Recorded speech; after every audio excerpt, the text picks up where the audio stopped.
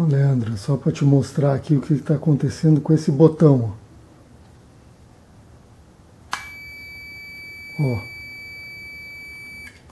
Tá vendo? Ele está com problema. É isso aqui que causou a queima do resistor, tá? Não sei se dá para ver aqui, ó, que tá indicando que ele está fechado. Chave. Aí você mexe aqui, ele abre. Teríamos que mexer nisso também.